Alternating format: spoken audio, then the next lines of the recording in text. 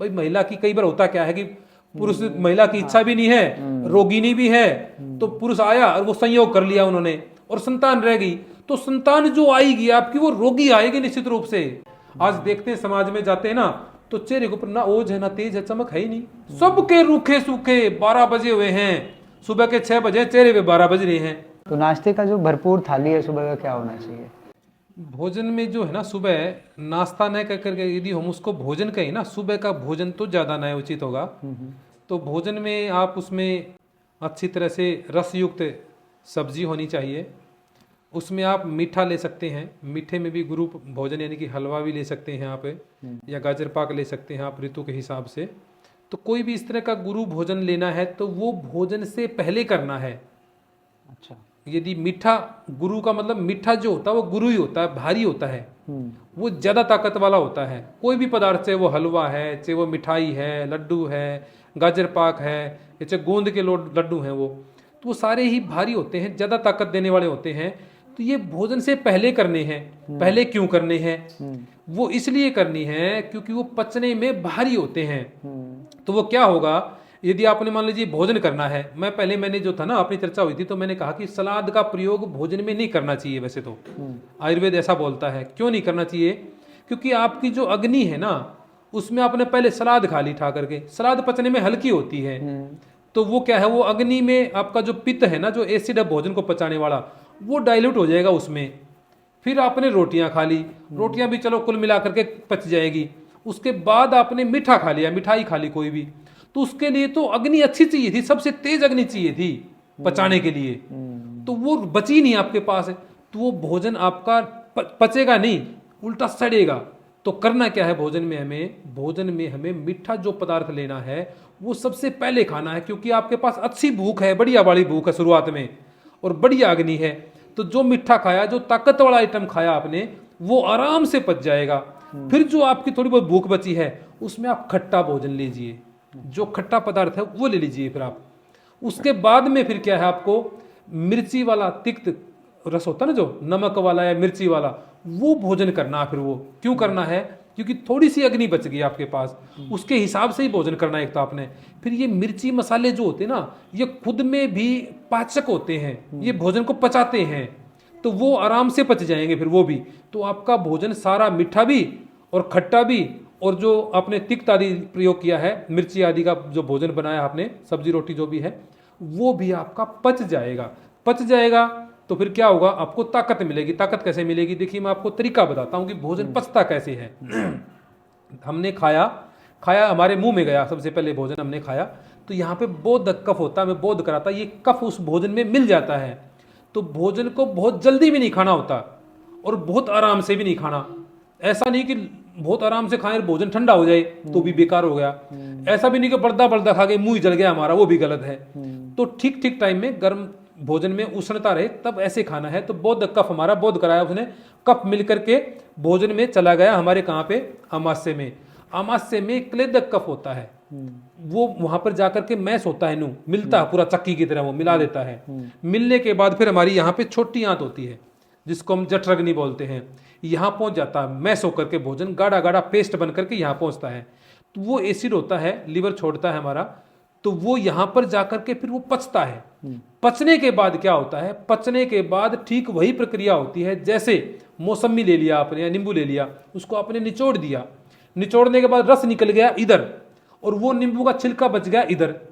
वो नींबू का छिलका है ना, हमारी बड़ी आंत में चले जाता है। छिलका मतलब भोजन यहाँ पे जो पच गया हमारा, उसका रस जो निकला, वो रस तो आ गया हमारा हृदय की तरफ, यहाँ हृदय में आ गया। जो रस हमारा है ना, वो हृदय का आश्रय स्थान है, और लीवर भी है उसका आश्रय स्थान। तो रस अगर आपका अच्छी क्वालिटी का हुआ तो आपका हृदय मजबूत होगा। और जो फोकट बच गया ना, बेकार बच गया, जो नींबू का मौसमी का जो बचता है वो फेंक देते हैं हम, वो हमारी बड़ी आंत में चला जाता है। उसमें एक्स्ट्रा पानी आदि है, लिक्विड आदि है, उसको बड़ी आंत सोख लेती है, बाहर वो फेंक देती है। तो क्या बता रहा था मैं कि रस है ना हमारा, अच्छी तरह भोजन पचा तो रस बन गया, अच्छी क्वालिटी का रस बन गया, तो हमारे हृदय को ताकत देगा, हमारे लीवर को ताकत देगा। ये रस धातु के आश्रय स्थान है। यदि ये कमजोर होंगे, भोजन पचेगा नहीं ना, सड़ेगा तो फिर क्या, हमारा हृदय कमजोर हो जाएगा, वातज हृदय रोग हो जाएगा आपको, उसका लीवर सिकुड़ता चला जाएगा, तो ये समस्या होगी। रस बनेगा, रस फिर जाता है कहाँ पे, लीवर में जाता है, लीवर में उसको रंगने का काम करता है लीवर, उसको लाल रंग देता है उसको, फिर वहां पे रक्त बन जाता है, और रक्त बन करके यानी खून बन करके वापिस फिर हमारे हृदय में आता है। तो अच्छी क्वालिटी का रस है तो अच्छी क्वालिटी का रक्त बनेगा आपका, हमारा जो खून बनेगा अच्छी क्वालिटी का बनेगा, वो हमारे हृदय में आएगा, हृदय से फेफड़ों में, फेफड़ों से पूरी बॉडी में जो है वो फैलता है पूरे शरीर को, जैसा क्वालिटी का होगा ना वैसे वैसे गुण और उसको मिलते शरीर को। तो रस से रक्त बन गया, रक्त बनने के बाद क्या बनती है, अगली हमारी जो धातु बनती है वो बनती है मांस। ये जो हमारा मांस है ना, चमड़ी, ये धातु बनती है, किससे बनी, भोजन से ही बनती है। इस पूरे शरीर का निर्माण भोजन से ही होता है ठीक ठीक पचने पे। यदि ठीक नहीं पचेगा तो कुछ भी निर्माण नहीं होगा, सबका विघटन होता चला जाएगा, सबका नाश होगा पूरे शरीर की। तो उसके बाद मांस बनता है। यदि आपका रस अच्छी क्वालिटी का तो आपका रक्त भी अच्छी क्वालिटी का होगा, और रक्त अच्छी क्वालिटी का होगा तो आपका मांस भी अच्छी क्वालिटी होगा, सुंदर होगा, चमकदार होगा। और यदि आपका मांस अगर अच्छा होगा ना तो मांस के बाद अगली धातु बनती है मेद। मेद क्या होती है, ये हमारा हाथ है ना बैंगलोर, इसको काटेंगे तो क्या है, इस चमड़ी के नीचे जो मोटा मांस निकलता है सफेद सफेद, इसको बोलते हैं मेद। इस मांस के बाद वो मेद धातु बनती है। यदि आपका मांस अच्छी क्वालिटी का होगा तो ही आपका मेद अच्छी क्वालिटी का होगा, नहीं तो मांस अच्छा नहीं होगा तो वो मेद कम भी हो सकता है। और यदि विकृत होगा तो विकृत होकर के मोटे मोटे होते हैं ना, मोटे मोटे स्थूल हो जाते हैं व्यक्ति, खूब वो ऐसे स्थूल हो जाएंगे, लेकिन मेद तो खूब है, बोलते हैं मोटी चमड़ी, हाँ मोटी चमड़ी होगी, यानी कि मेद तो खूब है लेकिन क्वालिटी का नहीं है, वो क्वांटिटी तो है, क्वालिटी नहीं है। विकृत मेद बढ़ जाएगा। महिलाओं को देखते हो ना, बड़े बड़े स्तन हो जाते हैं, उनकी रस धातु अच्छी नहीं होती। रस धातु से ही महिलाओं के स्तन बनते हैं, रस धातु से ब्लड बनता है, और ब्लड के कारण ही फिर क्या है, महिलाओं का जो आर्तव होता है, मासिक के समय निकलता है, वो आर्तव बनता है। जिसका रस अच्छा नहीं होगा, रस किसका अच्छा नहीं होगा, जिसका जो है पाचन तंत्र अच्छा नहीं होगा, जो भोजन ठीक से नहीं पचेगा, जिसकी जठराग्नि कमजोर है तो भोजन ठीक से नहीं पचेगा, उसका रस अच्छा नहीं बनेगा। रस अच्छा नहीं बनेगा तो या तो महिला के स्तन जो हैं वो अविकसित हो जाएंगे, विकृत हो जाएंगे, बड़े बड़े हो जाएंगे खूब, या बिल्कुल छोटे रह जाएंगे, बिल्कुल इस्तेमाल, विकास ही नहीं होगा उनका। और या फिर क्या है, विकृत होंगे तो फिर क्या है, जो अच्छा नहीं होगा रस, तो रक्त भी अच्छा नहीं होगा, रक्त अच्छा नहीं होगा तो महिलाओं का आर्तव भी अच्छा नहीं होगा। और आर्तव से ये नहीं है मतलब कि भाई वो महिलाओं का मासिक के समय जो निकलता वही, आर्तव का मतलब है महिला का जीवन। वो कैसे भला, जिस महिला का जितना अच्छा आर्तव होगा उतना ही अच्छा उसका शरीर होगा, उतनी ही अच्छी उसकी संतान होगी। क्योंकि संतान का जो निर्माण होता है ना, वो बच्चा जब गर्भ में ठहर जाता है तो उस ब्लड से, उस आर्तव से ही उसको पावर मिलती है, ताकत मिलती है। जितनी अच्छी क्वालिटी का उसका आर्तव होगा उतनी अच्छी क्वालिटी के रस आदि धातुएं जो हैं, मांस आदि धातुएं हैं, या शरीर के अंगों का निर्माण जो होना है वो बच्चे के अंगों का निर्माण उसी से होना है। तो महिला का हम क्या करते हैं, स्वास्थ्य का देखते हैं ना, तो स्वास्थ्य में सबसे पहले पूछते हैं महिला का आर्तव कैसा है। जितना अच्छा उसका वो होगा, मासिक उसके जितने अच्छे होंगे, बैलेंस में होंगे, उतना ही अच्छा और बैलेंस में उसका शरीर होगा। तो हम थोड़ा विषय से आगे चले गए थे, तो क्या कह रहे थे हमें, मांस के बाद मेद धातु बनती है। मेद अच्छी क्वालिटी की होगी तो ही मेद के बाद बनती है अस्थि, यानी कि हड्डी। हड्डी हमारी मेद धातु अच्छी क्वालिटी की होगी तो अच्छी बनेगी। मेद धातु यदि अच्छी क्वालिटी की नहीं होगी तो हमारी हड्डी भी अच्छी क्वालिटी की नहीं बनेगी, कमजोर होगी या मोटी हो जाएगी, वो बेकार हो जाएगी, विकृत हो जाती है। देखो ना, हड्डी बढ़ गई किसी की, वो ऐसे ही बढ़ती है वो। तो अस्थि जो धातु है उसके बाद बनती है मज्जा। हमारी हड्डियां जो है ना, जितनी भी हड्डियां हैं, छोटी है तो थोड़ी खोखली है, मोटी है तो वो ज्यादा खोखली होती है, अंदर से खोखली होती है हमारी हड्डियां। उनके अंदर एक यानी कि चिकना पदार्थ होता है, ग्रीसिंग का काम करता है। घुटनों में तो होता है, ये हड्डियां जो है ना हमारी, ये जो हड्डी है, ये अंदर की जितनी भी बोन है, ये सब थोथी होती, खोखली होती हैं। इनके अंदर मज्जा नाम की एक धातु भरी रहती है जो कि चिकनी होती है और इन हड्डियों को चिकनाई देने का काम करती है। वो जब धातु यानी कि मज्जा अच्छी नहीं होगी तो हड्डी भी अच्छी नहीं होगी, हड्डी अच्छी नहीं होगी तो मज्जा का भी निर्माण अच्छा नहीं होगा, क्योंकि हड्डी जो है ना, अस्थि के बाद मज्जा धातु का निर्माण होता है। तो क्या होगा, जैसे सूखी लकड़ी टूट जाएगी, जब आपका रस अच्छा नहीं होगा तो आपका रक्त अच्छा नहीं होगा, रक्त अच्छा नहीं होगा तो आपका मांस अच्छा नहीं होगा, मांस अच्छा नहीं होगा तो मेद भी अच्छा नहीं होगा, और मेद अच्छा नहीं होगा तो आपकी अस्थि भी अच्छी नहीं होगी, और जब अस्थि अच्छी नहीं होगी तो आपकी मज्जा धातु भी अच्छी नहीं होगी, और मज्जा अच्छी नहीं होगी तो आपकी हड्डियां क्या होगी, सूख जाएंगी, और सूख जाएंगी तो कमजोर हो जाएंगी, कमजोर हो जाएंगी तो टूट जाएंगी। तो कितने ही रोग हो जाते हैं, इनको आस्थोपोरियस, वो पता नहीं क्या क्या शब्द इनको अंग्रेजी वालों ने आजकल घड़ रखे हैं, ऑस्टियोपोरोसिस बोलते हैं, अर्थराइटिस बोलते हैं, या आपकी तो हड्डी बला बढ़ गई है, ये हो गया वो हो गया, तो क्या होगा, ये सारे ही विकार आ जाएंगे। तो मज्जा धातु तक हम पहुंच चुके हैं। मज्जा धातु तक हमने देखा कि सारा किससे बना, भोजन के ठीक पाचन से, अच्छी तरह से बढ़िया क्वालिटी के रस के बनने से बना।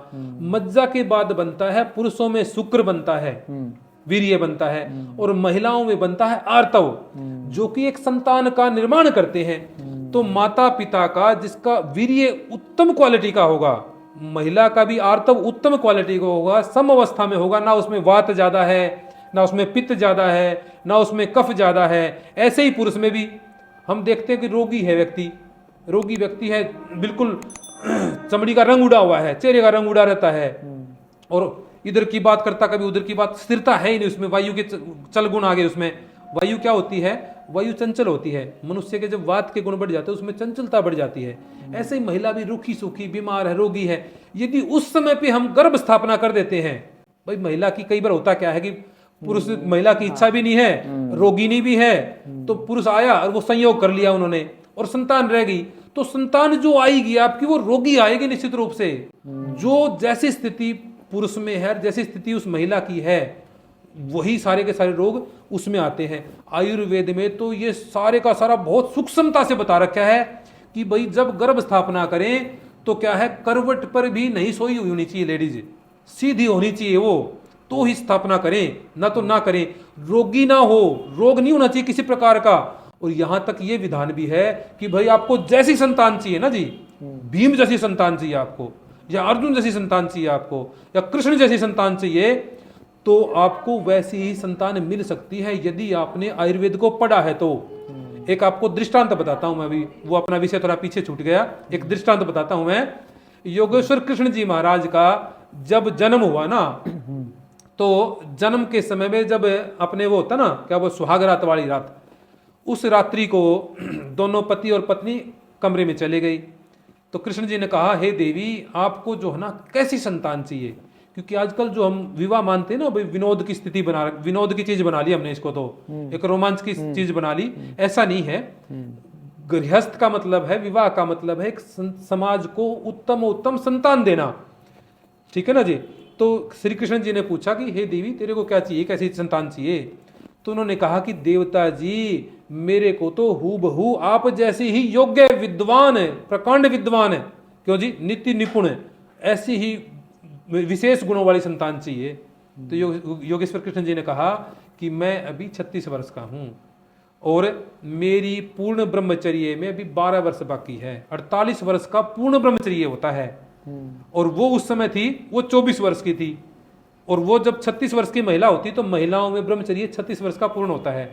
तो एक ही घर में रह करके, एक ही छत के नीचे रह करके दोनों पति पत्नी ने, दोनों ने 12 वर्ष तक ब्रह्मचर्य की कठोर तपस्या की।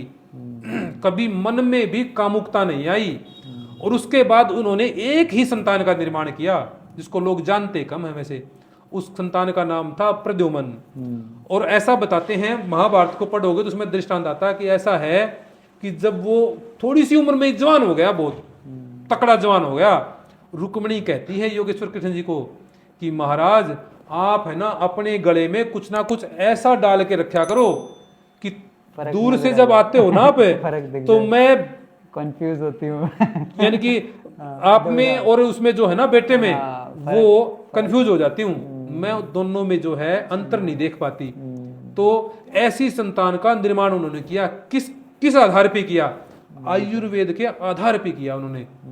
तो अब भी हम चाहे ना तो राम पैदा कर सकते हैं, कृष्ण पैदा कर सकते हैं, बशर्ते हमें आयुर्वेद की नॉलेज हो, भाई किस ऋतु में करना है, किस यानी कि वात पित्त कफ का किस तरह बैलेंस करना है, क्यों जी, किस समय करना है, मासिक के किस दिन करना है, बेटा चाहिए उसका भी विधान है।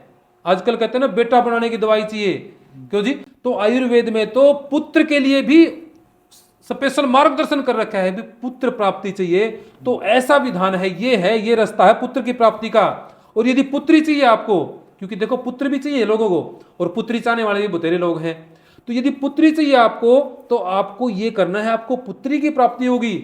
और उनमें भी ये कहा कि भी इस क्वालिटी की चाहिए, सामान्य चाहिए तो इस रात्रि को आप संयोग करें, मध्यम क्वालिटी की चाहिए, मध्यम गुणों वाली तो इस रात्रि को संतान के लिए गर्भ स्थापना करें। और उत्तम संतान पैदा करना चाहते हो कि बहुत ही विशेष गुणों वाली हो तो इस रात्रि में संतान को आप अगर यदि आप संयोग करोगे, गर्भ स्थापना करोगे तो ऐसी संतान आपको पैदा होगी।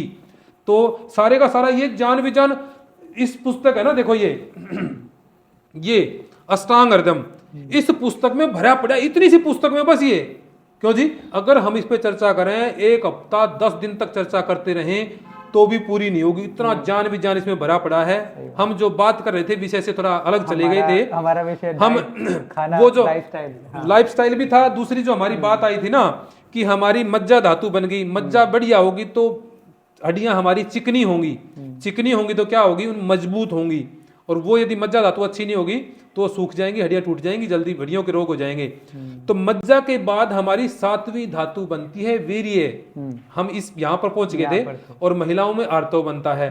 और जिसका शुक्र और महिलाओं का आर्तव ये जितने सुंदर होंगे, जितने मजबूत होंगे ना जी, जितने निर्दोष होंगे, उतना ही चेहरे के ऊपर चमक होगा, ओज और तेज होगा। और आयुर्वेद ओज और तेज को उम्र बोलता है। भाई ये आपकी उम्र है, ये आपका जीवन है। आज देखते हैं समाज में जाते हैं ना तो चेहरे के ऊपर ना ओज है ना तेज है, चमक है ही नहीं, सबके रूखे सूखे 12 बजे हुए हैं, सुबह के 6 बजे चेहरे पे 12 बज रहे हैं। क्यों जी? तो ये सारा कारण क्या है कि हमने अपने जीवन पद्धति जो है ना जी आयुर्वेद, उसको छोड़ दिया। और इसमें मैं सबसे ज्यादा दोषी किसी को मानता हूं तो सरकारों को मानता हूं कि सरकारों ने एलोपैथी पे सारे का सारा बजट प्रयोग किया जिसके अंदर है कुछ भी नहीं। और जो ये कहते हैं ना भाई हमारे जो एलोपैथी में मान लो एक्सीडेंटल कोई समस्या आ गई, ऑपरेशन की नौबत आ गई तो कैसे करोगे, ये जो है ना एक्सीडेंटल वाली भी विद्याएं इसमें थी आयुर्वेद में, जो कि प्रयोग ना होने के कारण लुप्त हो गई। और जो ऑपरेशन की जो विद्या है वो तो सारी की सारी आयुर्वेद के चरक से निकली है, सुश्रुत से निकली सारी की सारी। वो सारे का सारा विधान है इन पुस्तकों में, कैसे किसका ऑपरेशन, आंख का ऑपरेशन कैसे करना है। आंख से ज्यादा तो मेरे ख्याल से कोई सघन होता ही नहीं होगा, दिमाग का ऑपरेशन ये इसमें है पुस्तकों में। तो यानी कि हम जो बात कर रहे थे कि भाई दिनचर्या अच्छी कैसे हो, इस तरीके से प्रातः काल में या फिर साय काल को दिन छिपने से पहले भोजन करेंगे तो हमारी ये 7 धातुओं का निर्माण उत्तम होगा, उत्तम बढ़िया होगा। आप देखते हो ना किसी किसी व्यक्ति के पास जो ब्रह्मचारी होता है, साधु होता है, उसका चेहरा बहुत चमकता है। जैसे स्वामी रामदेव जी को ले लेंगे, वह चेहरा देखोगे चमकता है। वो क्या है, ब्रह्मचर्य के पालन से, अच्छी तरह पाचन होने से, सारी धातुओं के निर्माण से क्या होता है, 8वीं धातु हमारी बनती ओज तेज। आज हम समाज में देखते हैं कि सुबह के 6 बजे हैं लेकिन सामने एक नौजवान को देखेंगे तो उसके चेहरे पे 12 बजे में मिलेंगे आपको, बिल्कुल रूखा सूखा, बिल्कुल तेजहीन, कोई तेज नहीं, कोई ओज नहीं। पहले हमारे युवा ऐसे होते थे कि दुश्मन देखता था ना कि चेहरे को देखता था तो चेहरे से देख करके मूत दिया करते थे। वो ऐसे ओज वाले, ऐसे तेज वाले, ऐसे भयंकर यानी कि नौजवान होते थे। लेकिन आज वो देखने को नहीं मिलता। क्यों नहीं मिलता? क्योंकि हमारे जो शास्त्र है ना, हमारी जो परंपरा है, हमारी जो संस्कृति है, वो नष्ट भ्रष्ट हो गई। तो वैसे कुछ कुछ अभी बची हुई है। यदि हम फिर से आयुर्वेद को पढ़ें, अष्टांग हृदय को पढ़ें, चरक संहिता को पढ़ें, सुश्रुत संहिता को पढ़ें या भाव प्रकाश निघंटु आदि को पढ़ें तो वो सारे का सारा ज्ञान और विज्ञान इनमें छिपा हुआ है, फिर से वो प्रकाशित हो सकता है। तो हमें उसको पढ़ना चाहिए और अपने जीवन को जो हम उन्नत हम बना सकते हैं, हमें अपने जीवन को उन्नत करना चाहिए। हम पाचन पे थे कि खाना सही से अगर पच रहा है तो ये 8 धातुएं बनेगी और 8वीं जो धातु है वो है ओज जी। मतलब पूरे खाने के पचन, जो पाचन है हमारा ठीक से हुआ है, जी, हमने जी। अच्छा खाना खाया और वो सही से पचा है जी ये हमारे ओज और हमारे तेज से नजर आएगा। जी जी। तो और हम जो सुबह के हमने जो डिस्कस किया कि सुबह के जो हमने ब्रेकफास्ट में जो हमने बताया कि सब्जी खाना चाहिए, या तो बर्तन का भी कोई तरीका है कि बर्तन कैसे होने चाहिए बनाने, खाना बनाने के लिए कुछ जी जी कोई जी। विशेष बर्तन का भी है कुछ उसमें? जी जी जी, ये बहुत ही अच्छा प्रश्न किया आपने।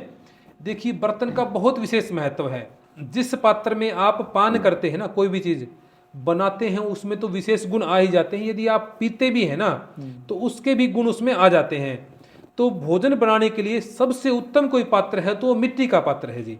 उसमें आप कोई भी चीज़ बनाएंगे तो वो धीरे धीरे बनेगी, ठीक है ना जी। उसके गुण पूरे के पूरे 100 के 100% उसमें बने रहते हैं और अधिक, बल्कि उसमें है ना कैल्शियम आदि है या और दूसरे जो मिनरल जो मिट्टी में होते हैं वो मिल करके और ज़्यादा अच्छा हो जाता है और वो विशेष यानी कि भोजन जो है बहुत ही विशेष हो जाता है।